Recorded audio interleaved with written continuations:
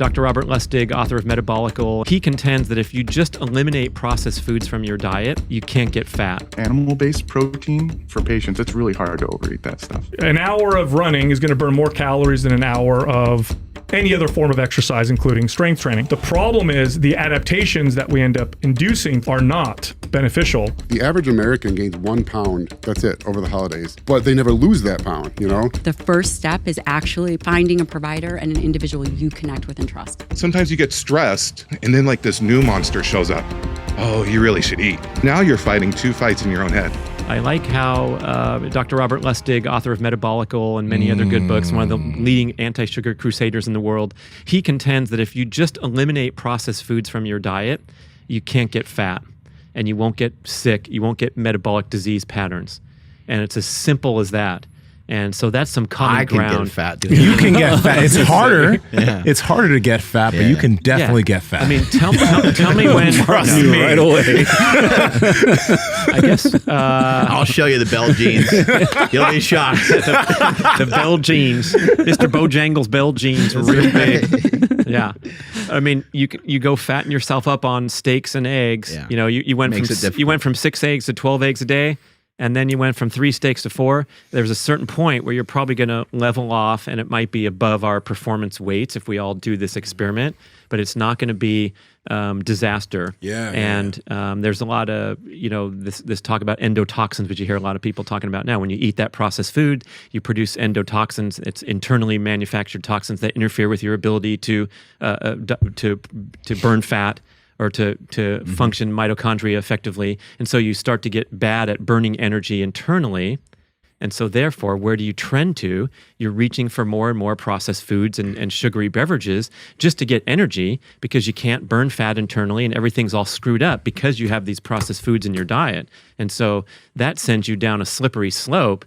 And that's why I think zero tolerance is probably a good recommendation for a lot of people that are stuck in this processed food sugar burning pattern. Is you gotta walk away from that stuff and get good, get your body back in gear. You got to break yourself away from that stuff. Yeah, like Jay Feldman says, hey, if you say that you feel better from fasting versus eating breakfast, we got to go take a look at your breakfast. Because if you have a nice, nutritious breakfast, you're probably going to feel pretty good. And you might feel good fasting too, because you've built those capabilities. But that's a good quote also. It's like, get the shit food out of your diet. You're going to start feeling better. But then what if you, back to my personal example, because I have good blood work, I have good body composition. Where's my optimization? I've been on a 3-month experiment now to eat more food. See what happens. And I think you're bringing up a really excellent point. A lot of people in fitness, like if Andy Galpin was here right now, and he was observing us talking about, even all of us here talking about fasting, he would be like, this is a ridiculous conversation. Why are any of you guys fasting? And that's just because, again, like we're already in good shape. I think one thing that's interesting is that somebody that is unhealthy and very overweight, what I've noticed is that they got to get themselves to a healthy point before they can start to really lose weight. Now, they might lose some bloat and they might lose some weight and they might knock off 10, 20 pounds. I've seen people do that before. Like, I tried keto and bam, this weight came right off. But there's like a little extra piece of the puzzle that after some of that initial weight comes off, they have to try to figure out how to get themselves healthy. And that is really hard because you're thinking that it would work the opposite way around. You're thinking, if I lose this fat, this is my road to success. I'm going to be healthier. But it's a little bit like being successful, or it's a little bit like attracting a woman. It's a little bit like attracting success, where you have to first become a successful person. You need successful attributes to then be worthy of success. You need to.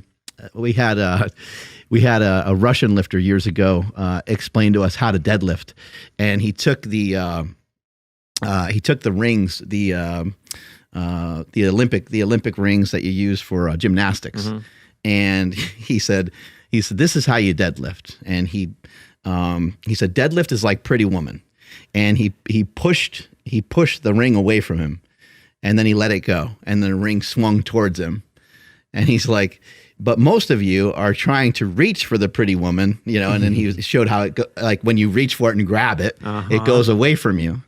And I think that a lot of the stuff like this, when it comes to the diet and when it comes to success, you have to first have the habits ingrained first. You have to start to accumulate some of those habits. How do you ingrain some of those habits? Sometimes you're going to have to go to like a boot camp almost. Sometimes you're going to have to really go to war with it, make these black and white rules to where you're like, I'm doing this for 60 days. I'm doing this for 90 days. Andy Frisella has 75 hard that he does. And it's a challenge, and he gets rid of drinking, and he tries to have people really commit to something that they would consider to be hard for 75 days. But again, when you get healthy, none of it's hard because you leveled up and you're used to it. So it's a complicated thing to kind of get when you're on the outside and you're very upset and frustrated with where you're at the moment. Yeah. But it's those little tiny steps, that 10-minute walk that you force yourself to do. You pushing off a meal that you know that you shouldn't have. Like those are the harder things to do. The decision to eat the good food isn't really that hard usually for a lot of people.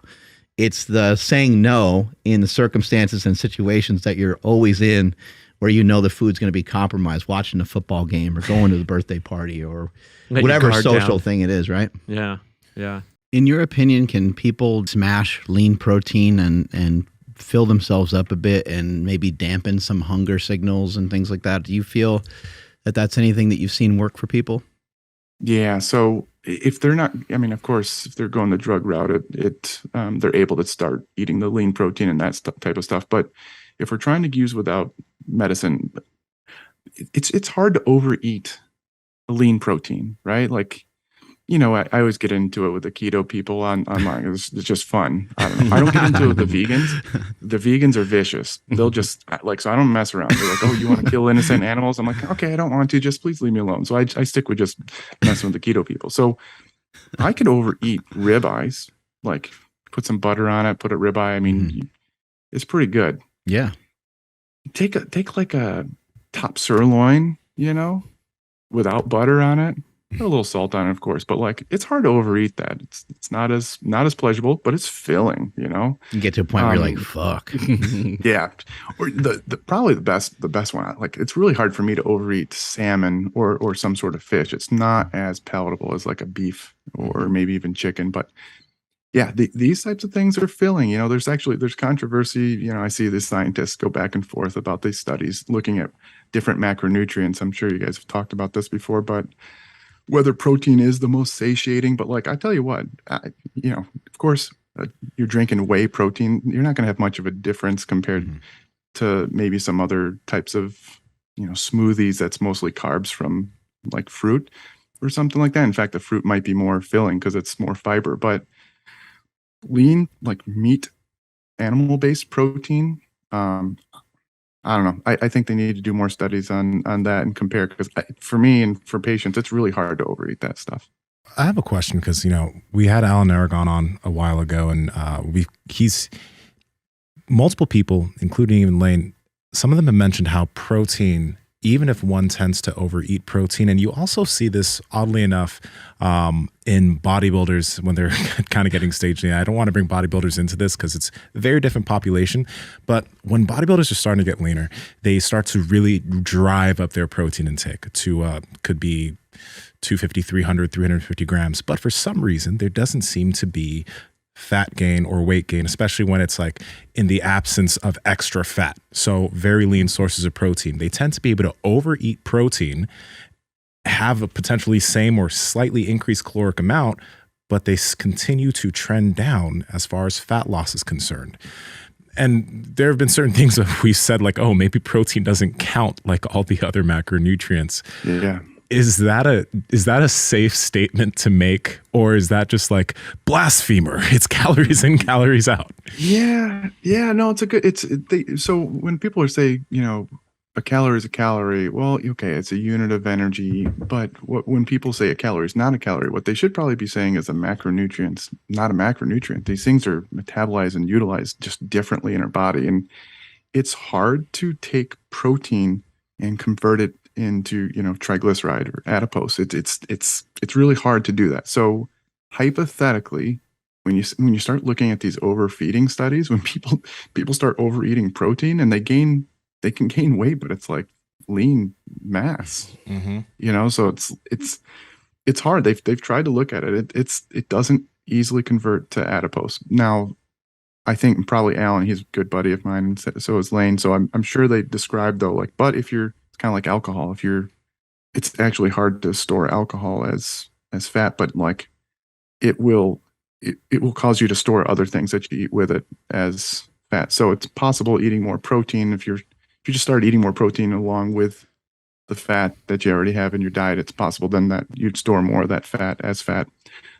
These are kind of like hypothetical things, but it, as a general rule of thumb, it's hard to store protein as adipose. Kind of seems like if you were to eat like 30 or 40 grams of protein from a fairly lean source, like a chicken breast or maybe even like a chicken thigh, get a little more fat in there, and eat something like an apple, that it would really, again, calm your hunger. And that's something that we promote and talk about quite a bit on this show, is like, for people that are heavy, we like fasting and stuff like that too, but that's, we enjoy it for us, and we'll promote it out to people that have already had some success in their diet. They're already familiar with the correct foods to eat.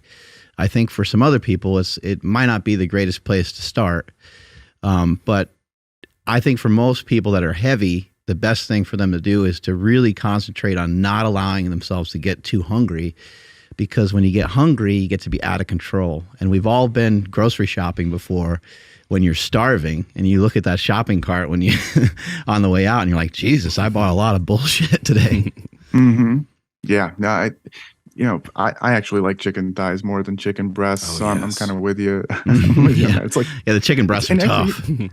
Yeah, the chicken thighs, they're not that fatty. I mean, if you get the ones that are relatively skin off and everything, and they just taste so much better. So 100%. It's like, just get the chicken thighs, like, unless you're just like prepping for a bodybuilding contest and you need to be like extremely lean, which is, most of my patients, they're not needing to do that. Some people might actually like the chicken breast more. I don't. I like chicken thighs.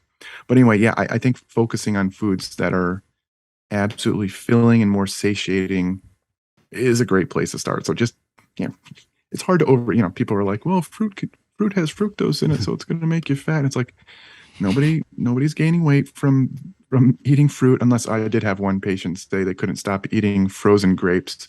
I suppose that might count if you can. Those are delicious. It's good. I was just thinking too, watermelon is really good. I love eating like a giant, we get watermelon all the time. I eat like a fucking giant bowl of it. I've done that the past 2 nights. It's so nice when it's like in season and everything. Yeah, a carton of like strawberries is like 150 calories. I mean, just eat the carton. I mean, whatever. It's a lot of fiber, a lot of good stuff there. So yeah, I think, being in this environment and you just, you should probably eat this fruit filling foods. Sometimes it's just hard. So I agree. Like, if you can make sure that you have it, make it tasty enough to where you want it a little bit. We know it's not going to be as good as a donut per se, but if you can focus and try to eat that first and then say, do I want that donut now? That's probably a better bet than just wait until you're super hungry and then choosing the other foods over the donut. The old weight loss paradigm is totally false. It goes something like this, right? So we're dealing with this obesity epidemic. That's that umbrella health issue. And then underneath are all the connected issues, right? So dementia, Alzheimer's, diabetes, osteopenia, osteoporosis, cancers. But obesity is kind of the big umbrella issue. And the old paradigm said, okay, in order to lose weight, you need to take in less calories than you burn, or put it differently, take in more or burn more calories than you take in. And so the formula looked like restrict calories. And then the exercise portion of the formula was like this. They looked at exercise and they valued all exercise for one thing. How many calories does it burn while you do it? So they look at all forms of exercise and they said, okay, we need to burn more calories. Therefore, the most valuable form of exercise that'll combat obesity, improve our health, is the one that burns the most calories. And the problem with that approach is that it ignores the real and true value of exercise, which is, how does this exercise, this form of exercise, get my body to adapt? And then what does that mean? what do those adaptations mean? So we've ignored that and just looked at the calorie burn. And when you look at just the calorie burn, it does become quite clear, right? Cardio, sure. An hour of running is going to burn more calories than an hour of any other form of exercise, including strength training. The problem is the adaptations that we end up inducing through that form of exercise are not beneficial for the average person who's going to work out 2 or 3 days a week, who wants to lose weight and improve their health. Well, the adaptations look like this, right? So here's what happens when you exercise, and I'm sure I'm speaking to a lot of people probably already know this, but when you exercise, you stress the body, and your body aims at getting better at that particular activity. So if I go try running and I've never run before, 1 block is going to be very difficult. The next day I might be able to do a block and a half, and so on as my body adapts. What's happening to my body is it's adapting for this form of exercise.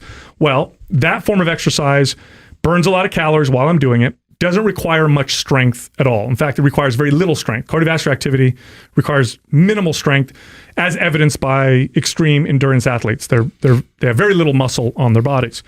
So what the body does is it improves its endurance and it pares down muscle. Why does it pare down muscle? Because muscle is expensive. It's an expensive tissue. So my body's trying to learn how to do this activity, but burn less calories while I'm doing it, and burn less calories all the time. I'm trying to become more efficient. So think of it this way. It would be like having an artificially intelligent car that adapted to your driving habits. And then imagine if you drove every single day, 200 miles at 30 miles an hour. It would turn itself into a very small engine or an electric engine. It wouldn't have much power, and it would conserve energy. This is exactly what that old paradigm is causing. Restrict calories, do lots of cardio, slow your metabolism down. So you've gotten your labs done, whether it's 6 months ago or a year ago, and you want to know where things are at, but you don't want to get a full panel again. That's why I've partnered with Merrick Health, owned by Derek, for More Plates, More Dates, and we have something called the Checkup Panel. This is an affordable panel with 55 different labs that'll allow you to see all those different biomarkers, and you can get this channel every month or every 2 months, whatever frequency you like, but it'll give you all the specific labs that you want to know so that you can make sure that you're moving in the right direction for your specific hormones. Andrew, how can they get their hands on it? Yes, that's over at marek.health.com/power project. That's MAREK health.com/power project. There you guys will see our checkup panel. Load that into your cart, and at checkout, enter promo code PowerProject10 to save 10% off of that panel. Again, marek.health.com/power project. Links in the description as well as the podcast show notes. In fact, studies show consistently that when people diet plus cardio, they actually lose half the weight that they lose is muscle. So if you lose 10 pounds, 5 pounds is muscle, 5 pounds of body fat. Now, why is this a bad thing? Slows down your metabolism. Also, you're not any leaner. You're just smaller. Mm-hmm. You've lost 5 pounds of muscle and 5 pounds of body fat, which means you're a smaller, same flabbiness, slower metabolism version of yourself. So over time, what is this? And we've all experienced this, either ourselves or definitely clients we've trained or family members. Mm-hmm. You lose weight initially, right? Half of it muscle, half of it body fat. Then you plateau. Why do you plateau? My metabolism slowed down. It adapted. How do I get it to move anymore? Oh, better do more cardio, better cut my calories more. Eventually, at the end of that, you're left with, I have to eat 1,500 calories a day, and I have to run 5 days a week just to maintain what I've lost, which for the average person is completely unsustainable. And it's done a tremendous disservice to people because nobody's considering the form of exercise that does the opposite to the metabolism, which is strength training and resistance training. When you do resistance training, although you're not burning tons of calories while you're doing it, the main adaptation is get stronger, build muscle, and that speeds up the metabolism. And this is what it looks like when you do resistance training as part of your fat loss or weight loss routine. The weight loss starts off slow. You don't lose as much weight initially. Although the weight that you do lose is body fat, not muscle, and sometimes you build muscle in the process. But over time, you get this snowball, which I would see with clients all the time. I train people, and they would, luckily I was very convincing, so they would do what I told them. And we would see the snowball effect as the metabolism starts to kick up. Oftentimes at the end of weight loss with resistance training or proper resistance training, you end up with a faster metabolism than you went into. So I might have been overweight before eating 2,200 calories, but now I'm lean eating 2,400 calories. Far more sustainable. And there's way more, by the way, that goes into how resistance training affects the body and why it's the superior form of exercise for most people. in a scenario where the person's running and burning calories, it's great. They're putting in a good effort. They're burning, let's just say 500 calories, but they're trading out their time for those calories. Basically, it's manual. It takes X amount of time to burn 500 calories. What you're saying is, hey, we might be better off maybe going at it from a different point of view. We might be better off just building muscle, because muscle will burn more calories for us even when we're at rest. Yes, and by the way, and I want to make this very clear, because when you say building muscle to people like us, we get excited. You say building muscle to the average person. Now, usually men are cool with it. Sometimes guys are even funny about it, like, oh, I don't want to get big. You say build muscle to women and they freak out because they think they're getting big. Mm-hmm. I'll tell you something right now. If I could magically add 10 pounds of muscle to every single woman watching or listening to this podcast right now, they wouldn't look any bigger. They'd just be a lot tighter. Mm-hmm. They would just feel more firm. You know, it's funny. When I used to manage gyms, for a long time, I grand opened health clubs and managed gyms. And one of my jobs as manager was to get people in, to sign them up, make sure that they were consistent, get good results, the whole deal, right? So when I would bring in a potential member, I'd do a tour. And I'd walk through the gym, and if it was a woman, the average woman, I'd walk through and I'd say, oh, here's our cardio. And she'd, oh my God, I love this part. You know, here's our aerobics. Oh, I can't wait to take the classes. Here's our machines and free weights. Oh, I don't care about that. I'm not trying to get big. Then I would talk about the benefits and why she wants to do this, especially if she's trying to lose weight. And if I still couldn't convince them, we'd go back to my office, and I would always have a staff of trainers.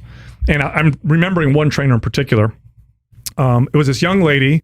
She was about 5'2" and very sculpted. Like, she had the body that most women would want. So we'd sit down in my office and I'd say, okay, I tell you what, I'm going to call in one of my female trainers. If you can tell me, if you can guess her weight within 10 pounds, I'll give you a free membership for 3 months. And of course, she would take that challenge. Absolutely. So I'd say, okay, attention staff, so-and-so, Sal's office. In would walk in my 5'2" female personal trainer. And I'd say, how much do you think she weighs? And they would say something like, oh, she's 105 pounds, 110 pounds. I'd say, okay. And I had a scale in my office. So I'd be like, stand on the scale, and she'd get on it, like 135 pounds or 140 pounds. And it would blow her mind, because people equate weight to lots of mass. But when you're talking about muscle, it's very, very dense.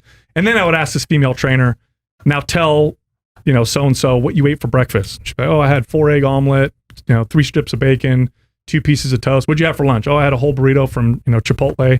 I'd say she can eat all this because her body is burning these calories on its own. Mm-hmm. How would you like to have a metabolism that does that for you, so that you don't have to worry about moving all the time? And by the way, we were just talking about how ineffective that is because it's such a manual way of burning calories.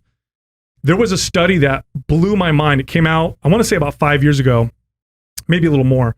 Scientists went and studied modern hunter-gatherers. So these are people that live the way we lived 10,000 years ago. Very active. Like, they don't have computers and phones and TVs. They don't sit down. They're either gathering or they're hunting. And the way that they hunt is the way that we probably hunted thousands of years ago, where you throw a spear at an animal, you wound it, and then you run after it until it gets exhausted. So you're talking about incredible amounts of activity. So they went down and they studied these people's metabolism through some pretty sophisticated testing to see how many calories these people burn. What they found at the end of the study was remarkable. They burned roughly the same amount of calories as the average Western couch potato. Right around the same amount of calories. Now, at first you think to yourself, like, how's that possible? But then think about evolution. It wouldn't make sense for you to burn 8,000 calories as a hunter-gatherer. You're not going to find 8,000 calories out in the wild. You'll die. Their bodies adapted to all that activity by slowing down their metabolism. And this is essentially what people are doing by following this old paradigm of exercise. It's no wonder that, 85 or 90% of people fail with weight loss. Of course, you're going to fail with weight loss. You're setting yourself up for total failure. So then is resistance training with cardio still a good thing, or is that something that you just want to avoid if you are, I guess if you have too much to lose? No, that's a good question, because sometimes we'll get the moniker that we're anti-cardio. We're not. I want to be very clear. All forms of exercise have value when applied appropriately. That's an important thing to... Also, wouldn't it be fairly obvious to say that if you were to build more muscle and you did some cardio, I'm not talking about excessive amounts, that you would be able to burn a great deal of calories more because now you have more muscle mass on you. So that hour jog that someone did or mile jog that someone did, having 160 pounds of muscle on their body is probably quite different than someone having 180 pounds on their body. Yeah, no, absolutely. And again, if I were to construct a perfect routine for the average person, the base would be strength training. Then you would have a cardiovascular component, a flexibility and a mobility component. But here's the deal. I trained regular everyday people for over 2 decades, and we are totally lying to ourselves if we think we're going to get the average person to work out more than 2 or 3 days a week. In fact, 2 or 3 days a week that's us doing a damn good job. That's us doing a really, really good job. And so telling people to do 4 different forms of exercise, it's not going to happen. You know what they're going to do? If we're lucky and we do a good job and we teach them how to develop the skill of discipline and create these behaviors, what they're going to do is they're going to choose one form of exercise and they'll do it 2 or 3 days a week. In that context, you want to pick the one that gives you the most bang for your buck, the one that's going to protect you the most against chronic illness, and the one that's going to produce the leanest physique with the least amount of effort and time. Hands down, that's resistance training. There's nothing that comes close. So that's why I talk so much about strength training. Cardio's got its benefits though. But, again, average person, when they think I want to lose weight, what do? They don't go grab a pair of dumbbells or do body weight strength training or use bands. What they do is they decide they're going to go run or go ride a bike because that's what we've been telling. And I say we as the mainstream fitness industry, that's what we've been telling people that is the most effective way to lose body fat and get healthy, which is it's totally false. I think there's a massive misunderstanding of how to even lose weight. And I think that people are still very confused, which is interesting because there has been so much information given out over the years on many different podcasts. And there's been people talking about the calorie equation. There's been people talking about specific diets. It seems like most of these things work for a period of time when someone follows it. But then when somebody gets off of the plan, which makes sense because you had a plan that helped you lose weight, now you're off the plan and you're back to the habits that led you to gain the weight in the first place. So oftentimes people will gain the weight back. There's a lot of evidence that shows that a lot of Americans have lost weight many, many times over, but they just have a hard time keeping it off. And I think one of the biggest mistakes that people can make is to link exercise and going to the gym with weight loss. I think that's a habit that can really be helpful. I think lifting weights can be a habit that can buy you some insurance and can be a great habit for your future. So if you're a young person now or anybody really, you spend a little bit of time lifting, you're going to increase your metabolism, you're going to chew up carbohydrates, you're going to help prevent disease. There's a lot of great things that come with lifting weights. But lifting weights and or most of the activities that you do in the gym, if it has any benefit toward assisting you to lose body fat, it's a simple fact that you're probably spending an hour or two without eating, in my opinion. So in my opinion, the kitchen, the outside world of just basically your nutrition, your eating schedule, that is the most important thing. Your nutrition is the most important thing when it comes to the management of your body weight. The signals that we get from exercise can help, but they don't help that much. The signal that you get from running, the signal that you get from jiu-jitsu, those are all things that can be really, really helpful because it can ingrain a habit and hopefully you like that habit. Something like jiu-jitsu is a great example. Hopefully you like that habit so much it doesn't even really seem like you're fitnessing. You're just like you're in a sport and then therefore you're more active and you're able to drop some weight that way. But I think that people too often, they tie their body weight, they try to wrap it around just exercising. And exercise can be massively helpful, a huge fan of it. The habit of it is important, but you really won't have the results you're ever looking for unless you can straighten your shit out with your food. Yeah. Do you think that, kind of what you're saying about people just, they don't even know how to lose weight. Everyone's very, very lost. Do you think that people that are in the gym that are actually lifting, do you think they they think that they're expending way more calories than they actually are, and as far as with the food that they're taking in? I do think so.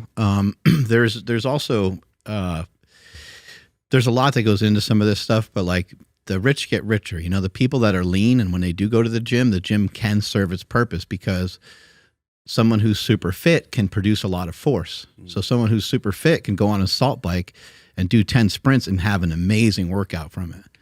But if you're weak and you're new and you've never done that before, your workout from the assault bike is not going to be as productive. Like you literally won't burn nearly as many calories.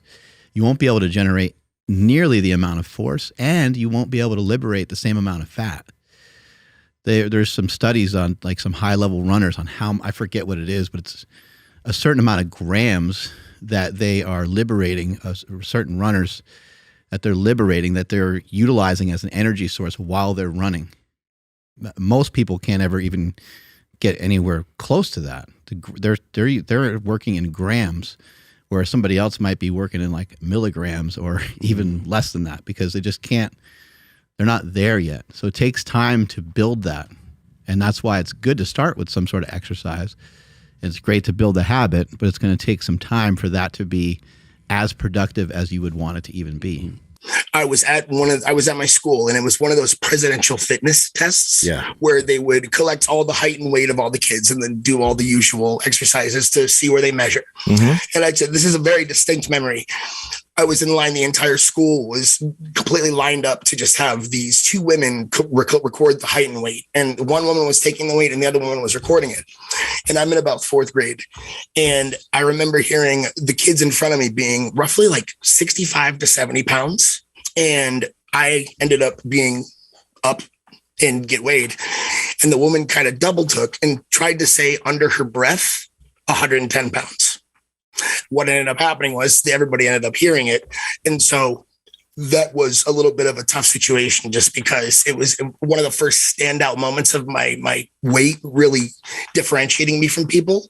But that was that was right around the time when I was still able to understand my weight and keep track of my weight. There is a problem, because a lot of the scales tend to only go up to about 300 pounds. Past that weight, it's not necessarily healthy to be, but it's also very hard to record your weight.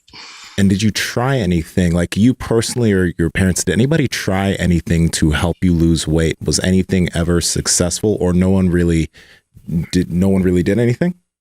No, people actually did. And it was my mom, being an overweight woman, has done nothing but spend almost all of her mental energy when I was young to try to help me lose my weight. And there were 2 diets prior to the one that actually stuck where I lost my weight, where I lost about 50 pounds. It was a no carb Atkins type diet. And I lost about 50 pounds. But the second I started going back to my old ways, I gained it back. And I ended up actually probably gaining weight from about 2 diets before the diet at 17 that I started that actually was successful. How do you think shame maybe played into this a bit? Because I know that we use that word and we just always think it's bad. I heard you mention that you got ridiculed and made fun of, which really sucks and is extremely hurtful. But it's great that for you personally, it sounds amazing that you were able to keep your social side. Kind of sounds like without that, your story might be quite different. It might have been too hard to ever even come back from that particular situation. But how do you think kind of shame and pain of being upset about the situation, being made fun of, being teased, how do you think it kind of made you into what you are today? Because you probably have lost, I don't know, almost 300 pounds or something like that. Right around 250. I want to say around 225 since the lockdown happened. I gained a little bit of weight, and I don't feel like I've earned the right to say that just yet. However, my story is never ending, so I'll have it back. Right. Yeah. How do you think shame kind of played into, turning you into who you are today? I would say that the negativity that I experienced in my life when I was overweight was probably a double-edged sword. When I was young and I had lost the weight, so roughly 19 years old, I was a little bit distant from who I was when I was overweight. I had finally gotten myself out of it, and it was just a tough situation where I almost kind of shut it out. And from looking forward and kind of reflecting on it all and learning and growing, the shame today is actually nothing but good, because any of the hardship that I experienced when I was overweight chances are it gave me a little bit more thicker skin today. And I'm just lucky enough to be where I am today in a different situation. So I would say that it was preparatory, but at the time, shame is a large reason why I would stop dieting or stop thinking that at one point in my life, I would ever get out of this weight cycle where I would ever move forward and lose my weight. I definitely would say that had some effect on it. What do you think ultimately led you to saying like, this is it, you know, I got to really make a change, and then you actually being able to stick to that change? Two main things stick out. So out of all my reflecting through these years, the two things that really stuck out to help me lose weight, one is rather serious, and the other one to me is kind of funny. So the one that's kind of funny is I stopped actually fitting into 6XL clothes at the Big and Tall store. So from there, it might not seem that important of an intrinsic motivation to lose weight based off that. However, what am I going to wear? Where do I go from there? If the Big and Tall store no longer has anything in my size, is there a bigger tall store? No, there's not. So that's one of them. And the second one's just a little bit more serious. I ended up having a really good high school experience in terms of my professors and teachers. They really took a liking to me. I've always been a lifetime student, and I try to stay humble, and they always seem to gravitate towards truly liking me. And there was one day that I was out on a hike, not even a hike. That's a terrible way to word it, because I was out on a very small walk around this little college campus that was right across the street from my school. And I was out with one of my professors. And I actually, just from probably 10 minutes of the light walking, I ended up having a pretty bad asthma attack. I never really had any asthma attacks, but I've had asthma my whole life. And I just remember practically 50 feet outside of my school's door to cross the street, I was winded. And by the end of maybe half of the walk, I ended up having to have my professor go back to the school to get my inhaler to come back, and then let me have my inhaler to then let me get back to the school. The coming to terms with being so out of shape that even something that the simplest of human that, you know, I was a young man. My professor was probably 20, 30 years older than me, and he's just fine walking around. And, you know, I've always been observant, and that was just one of the straws that broke the camel's back, so to speak, because I genuinely have never felt that way in terms of asthma attack. Since when I was young. I went to one of those medieval dinner theaters, and I found out the hard way through this experience that I was allergic to horses. My throat closed because there were so many horses around. And I self-induced that same feeling by just simply walking. And that was terrifying to me. So when you start all of the changes at 17, I'm curious first, like later on, what diet you did, but how did you start changing your habits in terms of just the way that you lived versus what you were doing before? I'm curious about how you were living before in terms of how sedentary you were, et cetera. But what physical things did you start to change and slowly move towards that were some big needle movers for you? Absolutely. So I would say it's actually been more of a step-by-step process. My weight had gotten so out of control that looking at it now, it was just so many things to try to tackle right away. And so initially my thought was to change my eating habits. And in terms of diets, there's probably no specific diet that this is called. But what I did was I logically thought of the food that I could eat almost every day. And I stuck to those foods, and the way I would kind of spice it up and also just, you know, be a human and not just live in the same modality my whole life would be like different sauces, teriyaki sauce or barbecue sauce. But what I tended to stick to was some form of one rotisserie chicken the entire day. And I would break it up and put it into little containers. A baked potato, some rice, and Caesar salad. And then from there, where I found my variety was different dressings, different sauces. But my young mind and my family at the time, because I was young, also helped me figure out what to eat. And those just seemed like the logical things to gravitate towards. All of the foods that I ate before I lost my weight were the typical overcaloric large plate meals, and that was just probably one of 4 or 5 meals per day. When it came to the diet and the weight loss that actually stuck and it really moved me forward in my life, it was more doable because I stopped caring about how do I word this? I stopped allowing myself to think that that was true food. True food, and my mom actually gets credit for this. Food should be looked at as fuel, not something that's an enjoyment or a scapegoat. And that's always been a mantra to this day, looking at food as fuel. That's wonderful.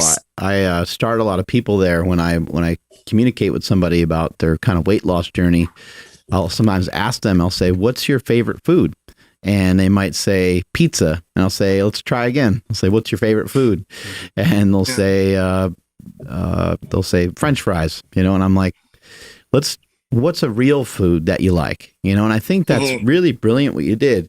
You said, because you had previous experience at times in your life of trying diets, the diets did work. You mentioned you lost weight a couple different times. Absolutely. But when you went off of those plans, they didn't work, which is obvious because then you're back to your old habits. But very intuitive of you to recognize, hey, those experiences I had before weren't necessarily bad. I just didn't enjoy the food enough to really stick with it. So what are some foods? How do I meet myself halfway on this? And I think that is a really great place for people to start. Did you end up still cheating a lot and messing up on the diet here and there? And if you did, how'd you have enough positive self-talk to keep putting one foot in front of the other? So for some reason, and I really attribute it to the asthma attack, and just when you can't wear clothes at that size anymore, that is kind of like a, so to speak, rock bottom. And so a lot of it I attribute to those leaving any excuse that might have given me a choice to stop my diet, leaving. But there's another part of it where when I started this specific diet, the one that had success and the one that took, at the very beginning, it was really, really easy to stick to. And when it comes to the cheating element of my diet, I'm a human, and willpower is just about as depletable of a system as your muscle energy. So I did absolutely allow myself to eat. But what I ended up doing was I structured it so that on my birthday, on holidays, I just stopped caring about what a diet would be. And the hard part, but what I taught myself to do through that was the day after, it doesn't matter what you did, you just go back to it. Prior to that, like with the first initial diet, it would be if I cheated for a day, my mindset would be, well, you've cheated already. You're off your diet. Why not just let this bleed into the next day or the next? And that attitude, I just don't know if I could afford at the time to have anymore. Because at that age, at any age, if you have weight issues and you just feel different, you're very aware of it. The mirror every day will remind you. So at the end of the day, more times of just looking in the mirror and more times of realizing what I've become just gave me a little bit more motivation this time, because this was the first time that my health was in question. What's a simple tip for people to just lose body fat? I know you did mention earlier that you think that people that are training and training pretty hard should maybe only go for those lower body fat percentages one time per year. And I think that that's pretty cool. But what are some, just like someone just wants to make some small changes and they just want to lose a little bit of body fat? I mean, the number one is learn to enjoy the process of losing the weight, or you're never gonna keep it off anyways. And that's really because you have this goal, but once you hit that goal, you don't get to stop. And also, once you hit that goal, if it's a goal that's like something you're going to actually maintain, you've already made new goals by then. And so you have to find something you can stick to. And that's just the biggest problem, because we don't gain weight overnight. People talk about like the holidays, gain weight over the holidays. The average American gains 1 pound, that's it, over the holidays. But they never lose that pound, The average American typically gains about a pound over the summer months too, and then maybe like one other time they go on a binge or something. So you say the average American maybe gains 3 pounds a year. They just never lose it. So if you live 30 years, that's 90 pounds. Boom, you're fat, And so it's really understanding that. So you just have to reverse that. So we can try to lose those 90 pounds in 3 weeks, which isn't going to happen. And it's certainly not going to be something that you can stick to. Or you can try to make better food choices and try to move more. And that's really as simple as it for most people, because most people, all their weight gain is in the meals they eat out of the home.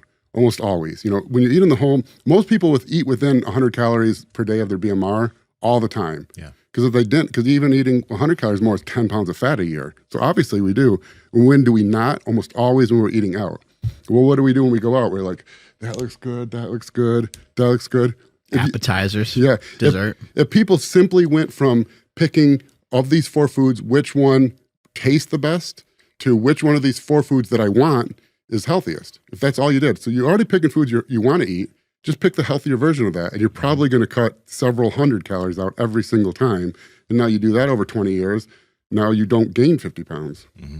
I wanted to ask about, sorry if I missed it, but like cardio that you recommend for people for dropping fat. Not necessarily because you just mentioned walking, which is good for everybody, but some of your athletes, like what do you recommend? Well, in general, I recommend HIIT actually, but I do it a different way. I don't do like 15. My guys aren't running sprints; they're not athletes. Mm-hmm. Most of my clients aren't, but I have most people do the same type of HIIT. So what I'm thinking is, we need to perform in the gym. And what's like the hardest set in the gym? Like a high rep set of squats, a set of 20 on squats, or like a set of 12 on deadlifts. You don't do them very often, but when you do them, you don't want your lungs to be the failure point. Yeah. So I have people do 1 minute hard, 1 minute light. And it's kind of self-deciding how hard you push, because you have to work hard for that minute, but it can't be so hard that you can't recover in the next minute. Yeah. But then what that does is then it makes training, we can just focus on training. We know no matter what we're doing, our muscles are the failure point, not our lungs. Mm-hmm. It increases appetite. You get a little bit of EPOC, elevated post-exercise oxygen consumption, but that's probably on the order of like a few tens of calories a day. So not really much, but you get it. It's better than nothing.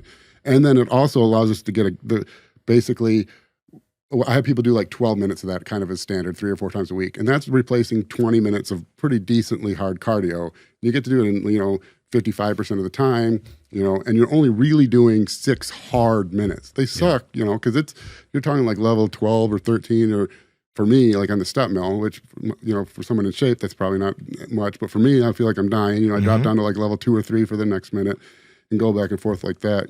And it improves everything. Your appetite improves, your body fat levels stay a little bit lower.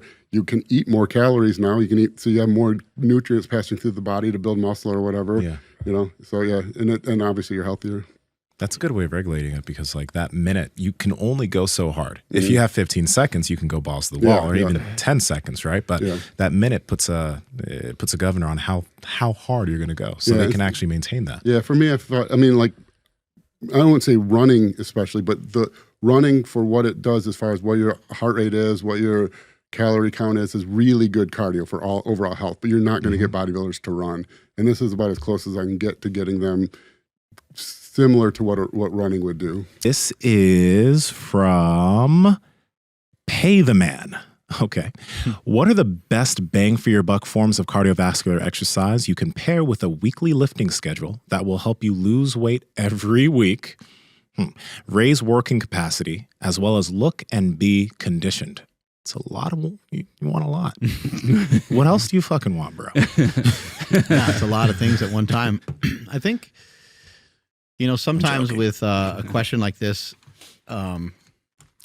I think sometimes people have to try to probably find more unconventional ways to like lose body weight or lose body fat. Although, figuring out ways to make better food choices and things like that are really important.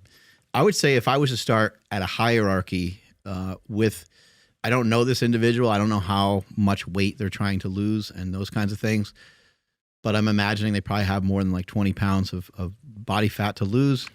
Mm-hmm. And they'd probably like to just, knock off at least half of that in a fairly short period of time. My hierarchy would be much different than it would have looked like many years ago. I would say the first thing that you need to start to try to gain a little bit better habit with is your sleep. Just because if your sleep is compromised and messed up, it makes all your other decision-making harder. It's just going to make your diet harder.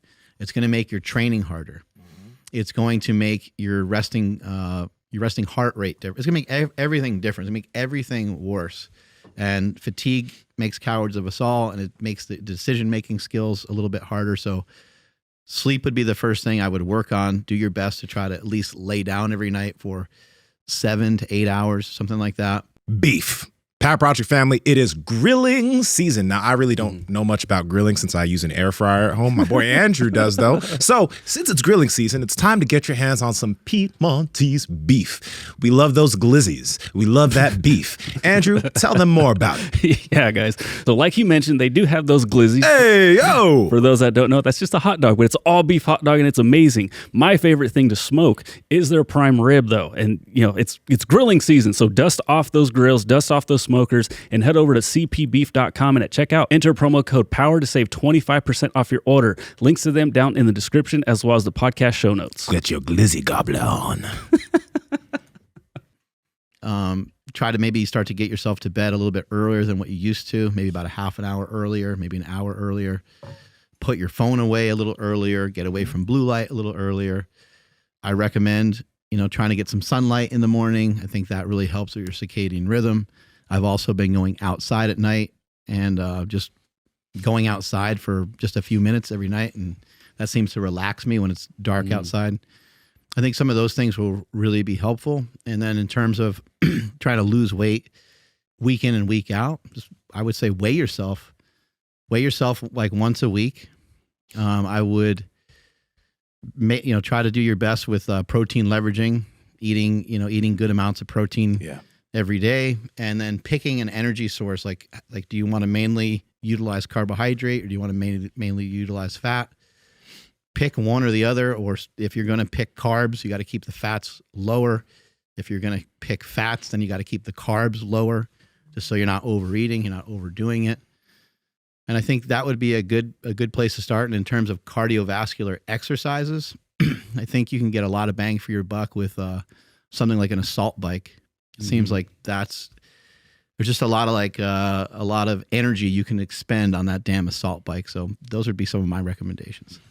Sleep is huge. So like what Mark mentioned there, all those things, that'll make everything else easier. When you need to stick to your diet so that you don't overeat, if you haven't gotten enough sleep, all of that's going to be worse. So just really try to make sure you have that down.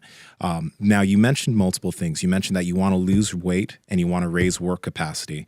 And then you kind of combine both. You said you want to look and be conditioned. Look good. Looking conditioned means you want to lose weight, and being conditioned means you want to increase work capacity. So, take your weight once a week, and also don't be focused on losing weight every single week, because some weeks you might be a little bit more stressed. Some weeks you might have been overdoing it for the past 6 weeks, and because of all that stress, you might be holding on to water, or your body's just like stuck, and your weight might be stuck, or you might go up a little bit. So yeah, weigh yourself once a week, but it's a really good idea to take measurements of yourself. Take measurements of your waist, take measurements of your hips, take measurements of your chest area, because some of these areas, especially the areas that you hold more fat, might be decreasing even on the weeks that your weight stays the same. That happens a lot. When I was working with competitors, there'd be 3 weeks where their weight didn't move, but their waist measurement went down consistently and their glute measurement continued to go down because that's the place where they held more fat. That shows you that you're still making progress despite not seeing the scale go down. Right. Another thing to remember is if you're looking for the scale to go down every single week all the time, sometimes you might be losing weight too fast. You might be doing too much. You might be losing muscle, which is going to fuck with your performance, right? You're not going to be able to put out the type of, you want to increase your work capacity. Well, if you're not able to put out what you need to do to increase work capacity, those workouts are going to be useless. So you need to eat enough to do that, right? I love what you said about the assault bike, because I use my assault bike like 3 times a week. I'll legit just do like a 15-minute or some. This morning it was 12 minutes, but I'll do circuits on it. So I'll do 30 hard seconds, a minute 10, slow. 30 hard seconds, and I try to keep it nasal the whole time.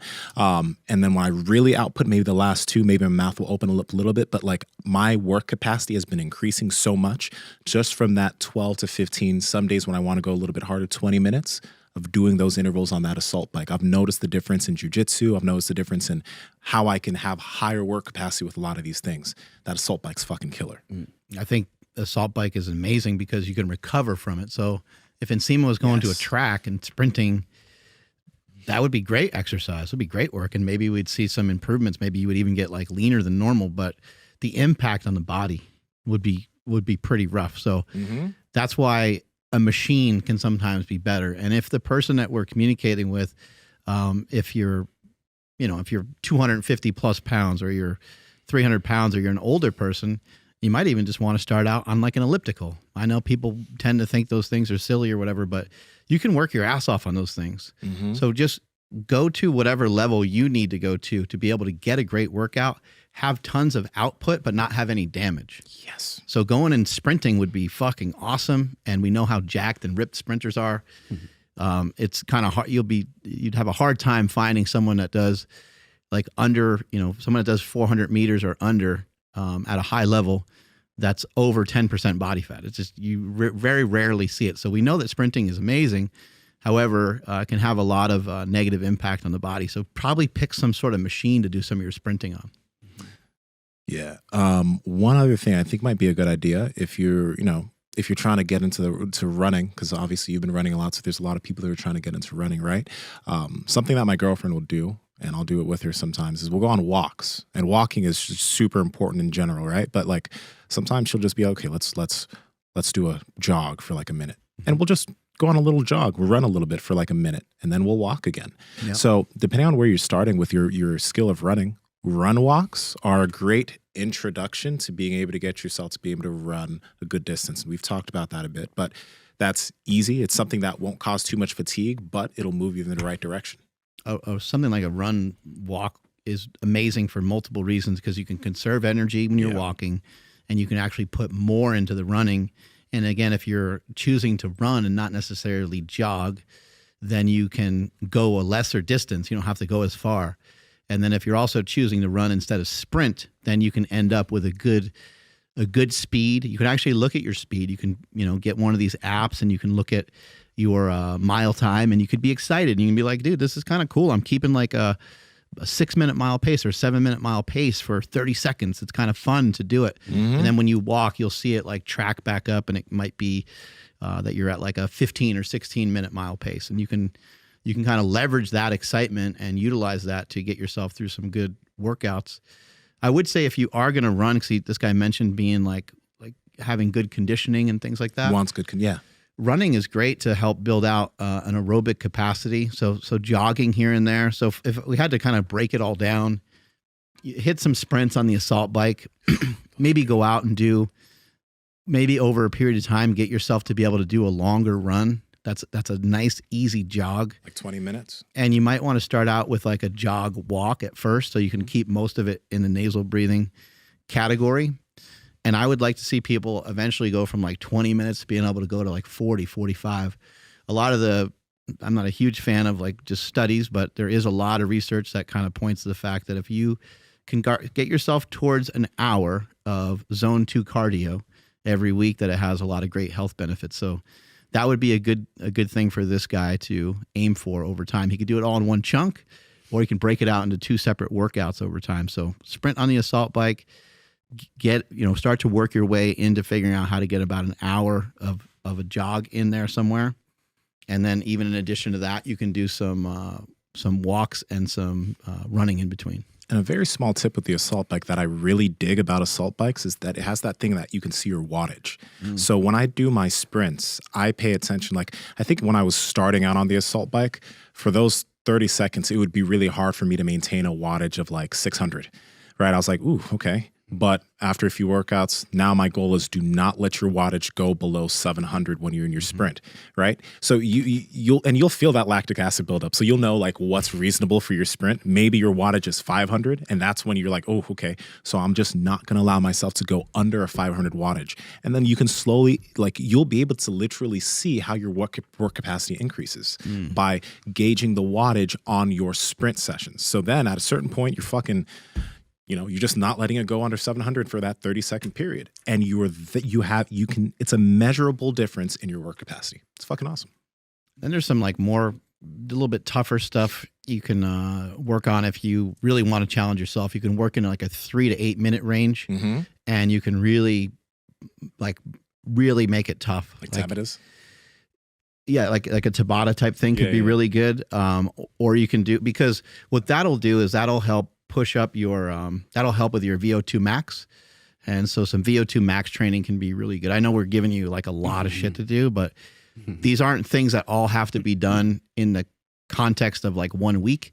you can spread them out throughout the month periodically. But basically, if you just work as hard as you can within reason and do multiple sets of, let's just say, 3 to 4 sets of 3 to 4 minutes on something like an assault bike, you'll get a lot of reward from that. I actually think that type of exercise will help people with so many things. I think it will help with their sleep. I think it will help with people are hypoxic, like they're not getting enough oxygen when they're sleeping. And so I think by breathing hard, if you kind of think about it, by breathing really hard, they talk about heart rate variability, but I think we need some breathing variability. Oh, yeah. Some people don't have the ability to, like some people, if you pushed them really, really hard on something, they would be going, they like wouldn't be able to catch their breath really good. But somebody that's in really good shape would just be like a couple times and they would be able to start to calm down from it. So you want a nice variety with your ability to breathe. So a little bit of VO2 max training would be kind of dope too. One of the things that we've been talking about more recently and something that we're kind of obsessed with is, how do we get some people to kind of take that first step? Because there's people that they have challenges. Maybe they were abused when they were children, and nowadays they're obese, and they have had many medical issues, and now they need kind of like a medical intervention. And yes, it'd be great for them to go to the gym. We all love lifting. It'd be great for them to walk and do all these things, but some people are they're like not ready for it. So what are some like first steps that somebody or when you meet somebody and you start kind of walking them through how they're going to like get better? I know there's like medical intervention, like there's all kinds of things. You can use pharmaceuticals can assist and stuff like that too. Well, right? the first thing I am going to tell you may be somewhat surprising. Individuals oftentimes, more often than not, do not have a great relationship with their provider, where that person feels not only like family, but also a friend and someone they can count on. And above and beyond any intervention, the first thing that needs to be established is a relationship. I would tell that person to be open-minded and forget their experiences that they had previously with their provider, because ultimately that's what the sticky point is. It's actually not the action, because when you have a teammate, you're willing to show up for that teammate. If you have a coach, a trainer, a coach, you're willing to show up for that coach. Many people that are in a point of being stuck in their life have had very bad experiences with the medical profession previously. And or they might just have a stigma absolutely associated with like, I don't want to go to the doctor. They're just going to tell me that I need to exercise and that I'm fat, and they're going to be rude and mean and make me do stuff I don't want to do. Right. Therefore, the first step is actually finding a provider and an individual you connect with and trust, above and beyond anything, and knowing that you can count on them. Along with that, though, a lot of people will go to a doctor. My mom has gone to a doctor before, and he's told her to eat less protein, eat less meat. And with her, with all the information that she's gotten over the years of watching Oprah, Dr. Oz, right? There seems to be this effort to get people to eat less meat and get more plant-based protein. Then when you go to your doctor and then they tell you, you probably should try eating less meat too, you wonder, why is there such a divide between some of the information that we are getting from people in the fitness space and then the medical space seems to be spitting in that? That is a great question. And the first thing that I would say and bring up is that it's very hard to be good at everything. What I mean by that is physicians are trained in medicine. They are typically not trained in nutritional sciences, which is essentially, it's somewhat of a difficult position, but I also believe that physicians shouldn't be required to be trained in nutritional sciences. And the reason is because it takes a lot of effort and education, right? I did 7 years of nutritional training. I don't expect my husband, who is going to be a reconstructive urologist, to also be able to be in that domain and put time and attention to that. Reconstructive urologist. Guy's a total loser, but I don't know. He's going to be building some dicks? Yeah, totally.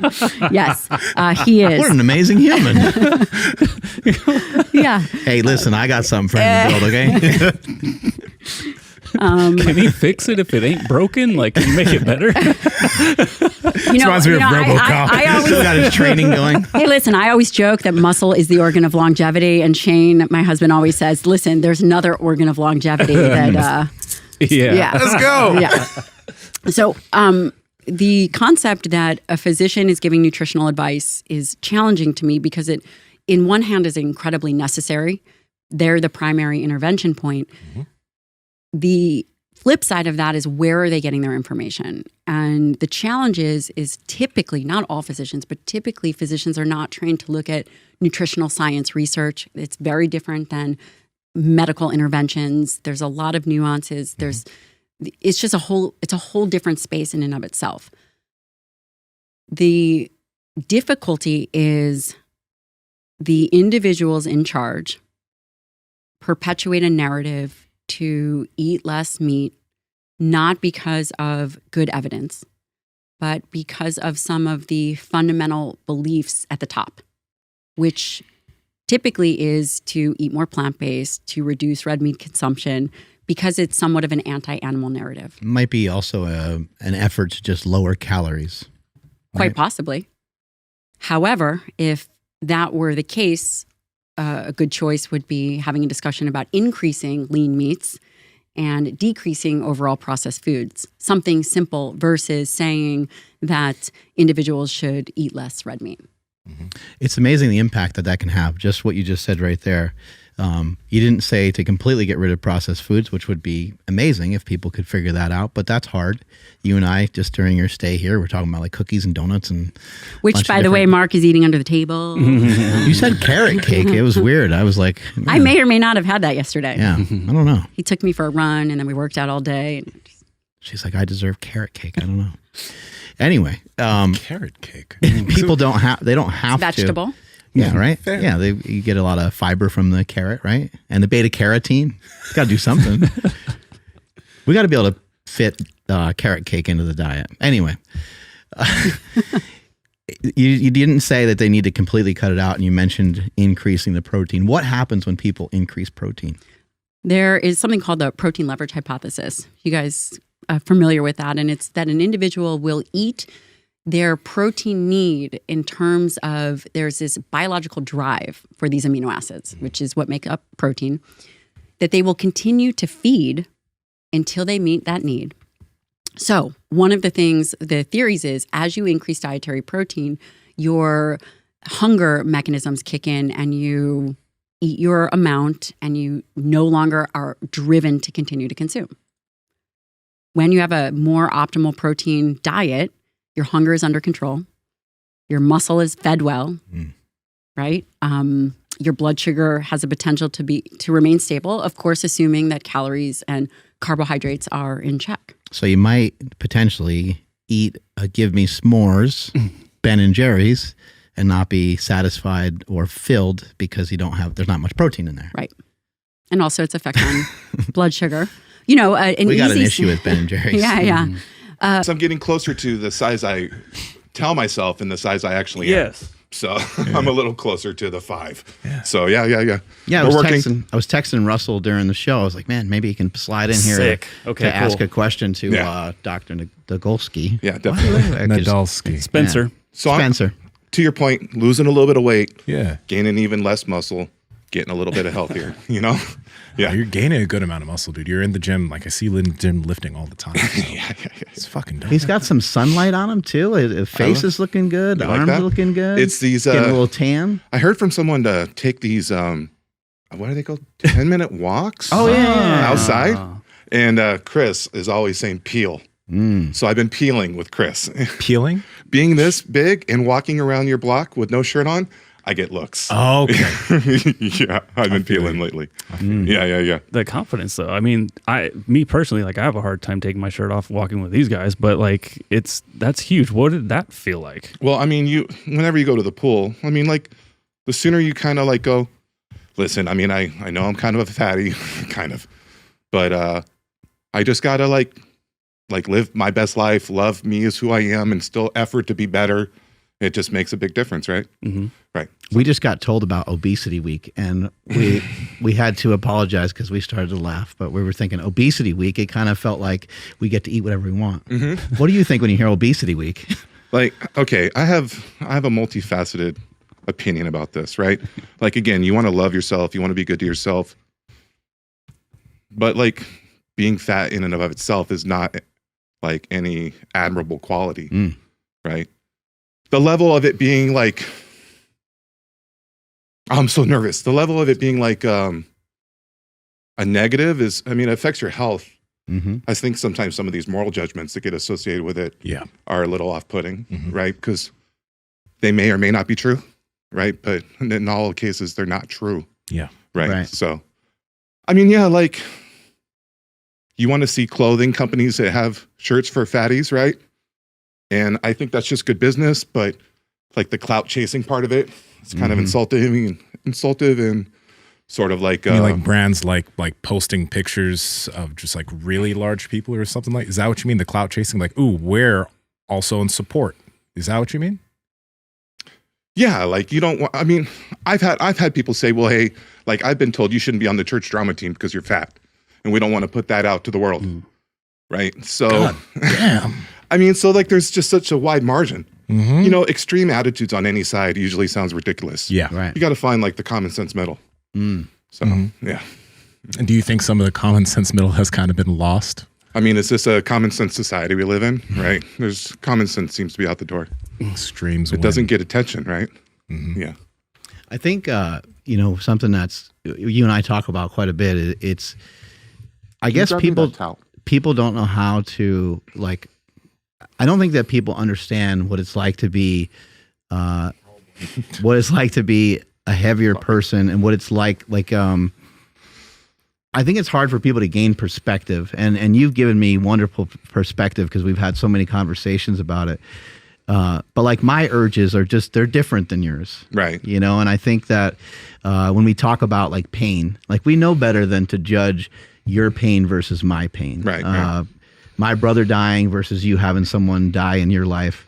There's no reason for us to compare those things. Maybe something hit me differently at a different time, or maybe something hit you differently at a different time.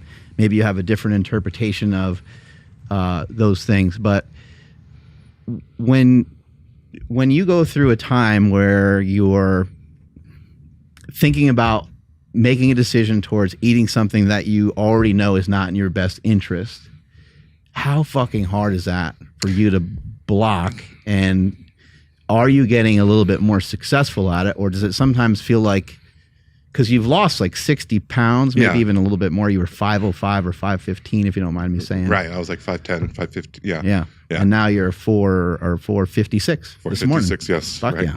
Thanks, man. So, right, this distinction between hunger and appetite is real. Like hunger is pretty manageable, right? You feel the sensations of hunger in your gut. It's a little rumble in the tummy, a little uncomfortable. You're like, oh, I'm hungry, I should eat, or I want to eat, or whatever. But appetite is like a different thing. Appetite, I was listening to your guest today, and like I feel appetite in the back of my head. It's like a tingle. It's a drive. It's a drive. Like, you know, you're stressed. You're stressed. You need to eat. If you know you're stressed, you need to eat. It's broken. I mean, and I know it's broken, but sometimes, and I was trying to explain this to Mark the other day. Oh, I get nervous. You can be as nervous as you'd like, and you can cry, and you can laugh, and you can get mad. You can do whatever you'd like. All this panic, flop sweat, I'm just going to say it's tears, and it'll be fully accepted. But like sometimes you get stressed, and then you're dealing with like the nuances of that stress, and then like this new monster shows up. Oh, you really should eat. That will kill the stress. And then now you're fighting two fights in your own head. And it was the other night, I think I might have texted you. I literally had to yell at myself, like this internal yelling, like, stop. You are not going to act out on this desire to binge, eat trash food right now. You know, and I hope as I get cleaner and I get better at this and my gut biome and my neurochemistry and my pathways in my brain, that, you know, hopefully I can form new pathways and defeat this once and for all. I certainly hope that it's not going to just be a lifetime of battles. When you do lose, though, you're not losing the same way. Like it's less, right? Like when you are having a binge. From what I understand, it doesn't seem like it's anything like what you were doing maybe previously. Yeah, I mean, it just, I identified a long time ago that there is just this, broken autopilot that drives my appetite. And whenever I let go of the wheel, it just wants to just take me to just, bad places. And I just have to fight it, maybe you're right. Maybe the habits are starting to change. I hope so. It's been a lifelong fight. Mm-hmm. Some years I'm more focused than others in fighting this fight. This year I've been pretty focused. Last year I've been pretty focused. And the gains are coming slow, but I have to keep pushing, right? So yeah, how long has it been? You lost about 60 pounds or so, and how long has that taken you? Because that's always the question. How long did it take? I know. Mm-hmm. I mean, it's been like almost a year and a half. Yeah. But what I have gained is so much more mobility. Like, in spite of my flop sweat right now. And the ability to walk around the block. Well, that's what I was going to say. We only kind of partially walked around the building first time, I think. I used to get very winded just going back and forth to the dumpster outside our house. Mm-hmm. Chris wanted to take me for a walk one time. We started at your front door. By the back door, I was like, hey, man, I'm sorry, but I don't want to see what happens another 100 yards down the road. And he was always really cool about it and so forth. And now we do the walk. We do the 1 mile walk. So, I mean, my mobility, my ability to stay active and hold a little certain level of just not being, of light activity has really gone up a lot. And like, of course, I want to lose more weight and I want to open up more opportunities in my life. I want to go on a roller coaster someday, right? With my kids. But just being able to go walk and, I mean, I know it sounds so silly. No, it doesn't. It can be so easily taken for granted, but I was right on the edge. I was pretty immobile before COVID. COVID hit. I got super paranoid, big fatty. Everything inside said, you need to, this now or never, right? Now or never. But I just found myself staying inside all the time, ordering food in, afraid to go out and get COVID. Didn't like to wear the mask because you think I look bad right now. I get so claustrophobic when I wear a mask. Yeah. I feel my hot air coming back in my face. You're in the checkout aisle in the grocery store. Everyone's like, oh, look at the fatty. What's the fatty got in their grocery cart, right? And everyone wants to get so tight. And I would just have these, like this panic attack right now is a mild one. I would have major ones at the grocery store. I started ordering everything in. And I don't know if I've even told you, I'm like about 15 pounds away from losing my COVID weight. That's how bad, I gained just over a year. I gained like 80 pounds in just over a year. So, it would just, but what do you do, right? You don't roll over. Yeah. I have things I want to do in my life. I have kids to love and look after, a wife I want to share my life with. That's been the cool thing is that you've still been doing it. Yeah. We've talked about that. Like, the only way for you to fail or for you to lose is for you to quit. Right, exactly. And you haven't quit. Like, you might have a day that's bad. You might have 2 days that's bad or whatever it might be. Still get back on plan. Like, you're checking in with me and my brother. We're kind of starting to do that for each other, like every day, and just trying to stay on top of it, because if you don't stay out in front of it, what could happen is not great, right? Yeah, I mean, it snowballs fast, right? It snowballs fast. I just have to be very intentional and learn how to fight this fight against the appetite better, right? Have a plan, have healthier sources to relieve my stress, call, text a buddy, go for a walk, do other things. My boys roast and shame me all the time because I'm bald. I'm cool with it. But it's okay to shame someone because they're fat. It's obviously not, but we kind of talked about it here. Fat shaming or fat acceptance? What works practically? It's a tough one, but it's a good listen, so you should already click it. Meaning you shouldn't really be here anymore. You should already click this to check out this video